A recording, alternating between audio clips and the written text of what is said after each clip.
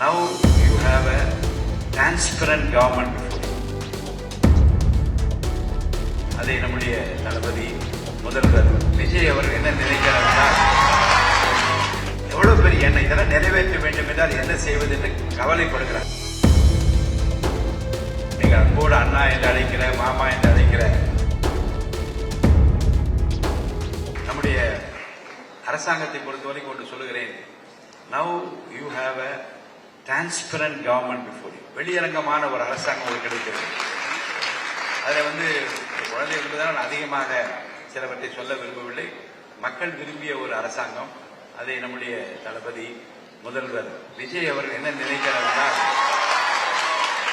நினைக்கிறார் என்றால் இந்த எப்படி இந்த மாற்றத்தை கொண்டு வருவது ரொம்ப பெரிய ஒரு சிரமமான வேலை. அதான் என்ன கேட்டார் என்றால், சட்டசபையில் எனக்கு கொஞ்சம் அவகாசம் தாங்கன்னு கேட்டார். ஏனென்றால் சட்டியிலே ஒன்றும் இல்லை என்று தெரிந்துவிட்டது, கடனில் இருக்கிறோம் என்று தெரிந்துவிட்டது. ஆனாலும் அவருடைய மனது என்ன நினைக்கிறது என்றால், எவ்வளவு பெரிய எதிர்பார்ப்பு, எவ்வளவு பெரிய எண்ணம், இதெல்லாம் நிறைவேற்ற வேண்டும் என்றால் என்ன செய்வது என்று கவலைப்படுகிறார். அதில் முதலில் எடுத்திருப்பது என்ன என்றால், பள்ளிக்கூடத்திலே இருந்து இந்த மாணவ செல்வங்களை எப்படி முறைப்படுத்தி ஒரு எதிர்காலம் பிரகாசமாக இருக்கக்கூடிய ஒரு தமிழ்நாட்டை உருவாக்குவது என்பதற்காகத்தான் இப்போது பள்ளி கல்வித்துறையில் மிகப்பெரிய மாற்றங்களை கொண்டு வந்தார். நேற்று முந்தின ஒரு பள்ளியிலிருந்து எனக்கு போன் பண்ணாங்க, ஜெயசிறி சார் ஒரு செய்தி சொல்லுங்க.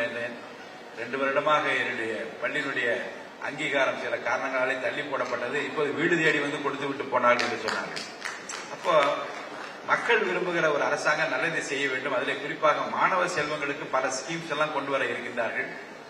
உங்களை ரொம்ப நீங்க அன்போடு அண்ணா என்று அழைக்கிற, மாமா என்று அழைக்கிற விஜய் அவர்கள் உங்கள் குடும்பத்தினுடைய ஒரு அங்கமாக இருந்து பல பணிகளை எல்லாம் உங்களுக்கு பயன்படுத்திக் கொள்ளுங்கள். அதே போன்று நம்முடைய ரோட்டரி கிளப் சங்கத்தாருக்கு நான் நன்றி பாராட்ட தெரிவிக்கிற போது, please extend your support more and more to the government. நீங்க அரசாங்கத்தோடு இணைந்து நின்று இன்னும் என்ன செய்ய வேண்டும் என்று விரும்பினால் நிறைய செய்யுங்கள். என்றால் அரசாங்கம் ஒரு கோணத்தில் அவர்களுடைய பார்வை திரும்பி அந்த பணியை அவர் செய்வார்கள். ஆனால் உங்களை போன்றவர்கள் ஒரு உறுதுணையாக இருக்கிறார்கள். மேலும் பல நல்ல பணிகள் இந்த தமிழ்நாட்டில் செய்ய முடியும். அதற்கு இந்த ரோட்டரி சங்கத்தில் தொடர்ந்து பல ஆண்டு காலமாக 98 years of existence சொன்னார் சார் இல்லையா? சார் சொல்லும் போது 98 years of existence என்று சொன்னார்கள். 98 வருஷமாக இருக்கிற ரோட்டரி சங்கம் எல்லாம் இன்றும் அந்த பாரம்பரியத்தை ஒட்டி அரசாங்கத்தோடு இணைந்து இன்னும் நல்ல பணிகளை எல்லாம் நான் ஆற்ற வேண்டும் என்று கேட்டுக்கொள்கிறேன். அடுத்து ரொம்ப அம்மாவோட நான் கேட்டிருக்கிறேன், போதை இல்லாத ஒரு தமிழை உருவாக வேண்டும்.